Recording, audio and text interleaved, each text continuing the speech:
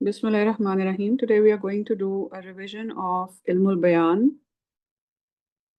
This is a chapter in the Balagha section of the Dream textbook, and we are going to study Ilmul Bayan.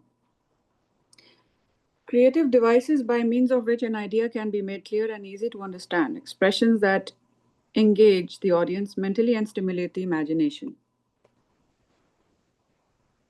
At-tashbih. Introduction. At-tashbih is a figure of speech that involves the comparison or likening of one thing to another thing of a different sort. An example of tashbih would be he is as brave as a lion. This statement involves the comparison of two different things, a human and a lion, that share a trait. In English literary terms, a tashbih can be defined as a simile. So in English literature, simile is tashbih. Root meaning. The root letters of Sheen Baha mean likeness or similarity placed in family to. The meaning becomes to liken or to compare. The word Shabbaha yushabbihu takes direct maful bihi in the addition to a ba. Since there are two elements in a comparison, the first will appear as a direct maful bihi, second will have a ba attached to it. The person thing being compared as acts as the maful bihi, and which is that which is it is compared to attaches to the ba. Shabbahtuhu bil asadi. Shabbahtuhu bil asadi. Shabbahtu, ana shabbahtu, who, him, bil asadi, with a lion or to a lion. I compared him to a lion. Shabbahtuhu bil asadi. Alternatively known as this concept is alternatively known as tamthil. Remember that the root letters of mim, sa, lam also mean likeness, masala. So likeness or similarity. So tamthil and tashbih are similar. As the name would suggest, tashbih is drawing a comparison and likening something to something else. So this literary device is used to make a description more vivid and easier to understand. There are different types of tashbih and the further subtleties and rhetorical implications that are associated with each type. To learn about the different kinds of tashbih, we must first learn about the components and construction of tashbih. Components and construction of a tashbih. There are four components to the tashbih construction. They are mushabba, mushabba bihi, adatul tashbih, and wajhu shaba. So mushabba, mushabba bihi, adatul tashbih, and wajhu shab. First one is being compared, the one being compared, mushabba, and then mushabba bihi, the one it is compared to, and adatu tashbih, the tool, and wajhu tashbih,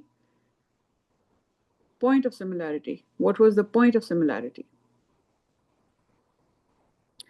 So let us have a look. Hua, the one being compared, hua. Kal asad. Asad is the mushabba bihi. Ka is the tool of tashbih, and fish shuja is the reason or the point of similarity. Hua kal asad fish shuja. He is like a lion in courage or bravery. So hua mushabba, asad mushabba bihi, ka like adatu tashbih, and fish shuja in courage or in bravery is the reason for tashbih or the point of tashbih, point of comparison. And similarly, you can say huwa mislu al-asad fi shuja'a. Mislu al-asad fi shuja'a. He is like a lion in terms of bravery. Same thing, but the ka is changed with the misl. And here, kannahu asad fi shuja'a. So it is thought that he is like a lion in terms of bravery. Mushabbah, notice that the term mushabbah is a maf'ul and therefore translates as that which is being compared. It's ism maf'ul and translates as that which is being compared. Mushabbah bihi, recall that the word shabbaha yushabbihu, second word in the comparison appears with a ba on it. Then this explains the mushabbah bihi for that which is being compared to. Adatu tashbih, remember that the word adat literally means tool, and wajhu tashbih, a meaning for wajhu that is commonly used in tafasir and grammar books is the way or the manner. Hence the definition, the way in which they are similar or the of their similarity. The varieties of tashbih and the rhetorical implications of the four components mentioned in the previous section. The first two components are obligatory. They are irremovable. These are the pillars of the structure of a tashbih. You need to have a mushabbah and mushabbah bihi, the one that is compared and the one that is compared to. So these are they cannot do without it. There is no tashbih without these two. So adatu tashbih and the wajh tashbih, they are optional. Like sometimes they are there, sometimes they're not there. So the inclusion and exclusion have an effect on the literary and rhetorical implications of the construction. Let us learn about the different variations of a tashbih and the rhetorical implications that come with each. As mentioned previously, adatu tashbih and wajh tashbih can be excluded from the tashbih. This leaves us with four possible combinations. So here, there is, let's see, these are the probabilities. So if anybody knows blood types, how we do the blood types, A, B, and B positive and A positive. So they also have these, we make charts and we make the probable combinations. So this is how exactly we are doing it. So first combination is when both are present. Second is when one is absent and the other is present.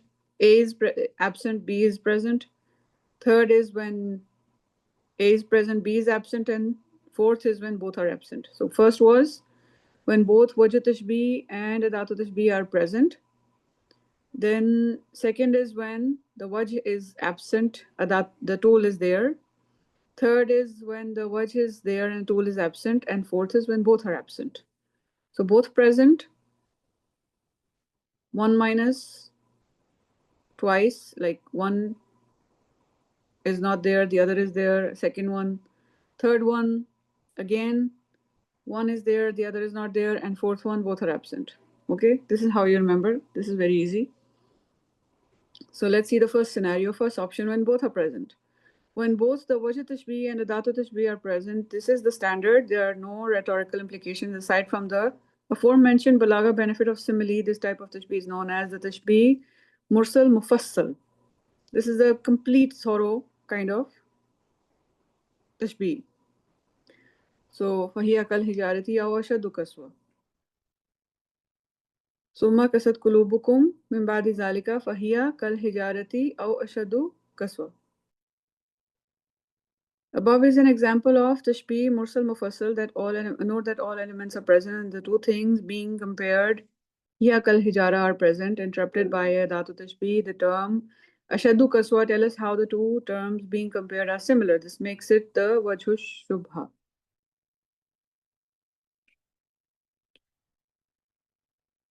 Option 2, the tool is present and the manner is absent.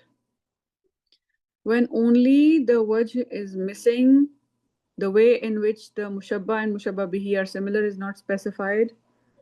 This aspect is left to the imagination and is open to interpretation. It leaves the possibilities open and allows different minds to come up with different ideas. This is known as tashbih mursal mujmal. Tashbih mursal mujmal. When the manner is missing, but the tool is there.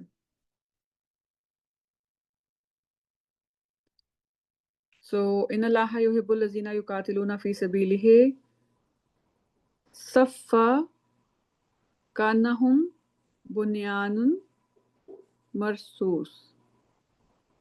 So, ka'annahum adat tashbih,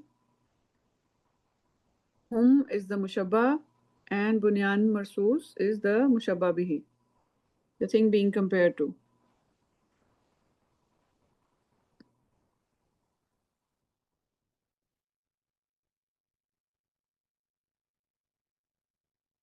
Above is an example of tashbih mursal mujmal. Note that the wajh shubh is missing, and we are not told how the mushabba, the pronoun hum, and the mushabba bihi are similar. Okay, yeah. The reason for similarity is missing, so it could be because there are many qualities that are similar, and so we can. This is open to interpretation. So this is the first one was tashbih mursal mufassal. This is tashbih mursal mujmal. Then we have, so here, yeah. Here we can see what are the characteristics of a well-compacted wall. How might a group of firm believers in battle be similar to a well-compacted wall? What images does this analogy conjure in your mind? Compare this ayah to ayah 63:4, and how does this comparison parallel the one in the example above? And uh, how can we um, actually, there's a lot we can learn from this. The strong, firm structure like a wall, and they are sticking together. They don't move. They are like firm and unaffected, unweather beaten.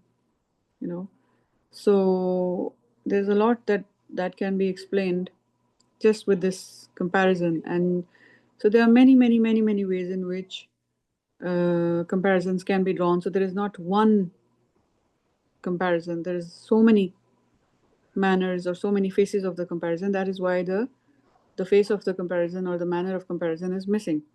But the tool is there, and the other two integral aspects are there. Mushabba and mushabba bihi are there, and the wajhu shubha is missing because there are multiple manners of comparison. So I'm not gonna do these two. Let's move on to the third option. When the tool is missing and the comparison uh, face or the manner is present.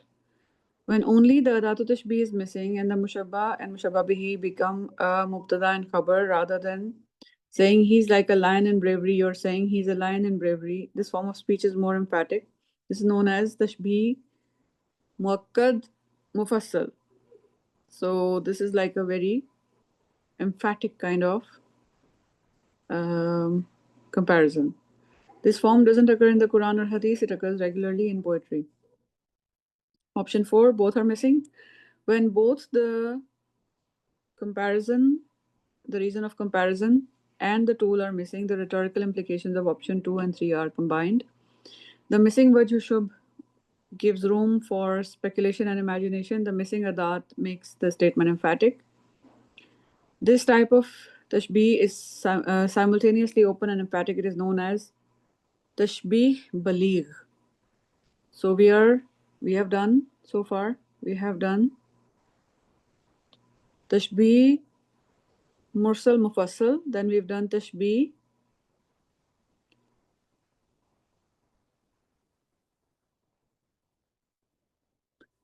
mursal mujmal, then we've done tashbih muakkad mufassal, and then we are doing tashbih baligh. There are four types: mursal mufassal, mursal mujmal, muakkad mufassal, and tashbih baligh. Tashbih mursal mufassal, tashbih mursal mujmal, tashbih muakkad mufassal, and tashbih baligh. When both the wajh and the adat are missing, the rhetorical implications of option 2 and 3 are combined. The missing wajh shubh gives room for speculation and imagination. The missing adat makes this statement emphatic. So, al-mu'min mira'atu akhihi. It's an example of tashbih baligh. Note that there is no adat, nor is there a wajh. This makes the statement more emphatic and allows the freedom in imagination with regards to the wajh. Note that the tashbih baligh does not always have to appear in the form of mubtada or khabar. It can also appear in the following three forms: hal, idafa, maf'ul mutlaq. Take a look at an example of how this happens. Arsalnahu nuran. We sent it as a light. So mushabba and mushabba bihi, arsalnahu nuran. In the example above, it is being compared to a light, and mushabba bihi appears as a hal, and there is no adat or wajh, as is the case with tashbih baligh. Now you can see a quick summary of mursal mufassal, which is the standard where the tools and the comparison reason both are given. Then you have mursal mujmal, when the reason for comparison is not given. Then you have muakkad mufassal, where the tool is absent but the reason is given. And then you have the baligh, this type where the tool and the reason both are not given and which is really open to interpretation. So the last two are both emphatic and open to interpretation. And the first one is the standard where both the tool and the reason for comparison are given.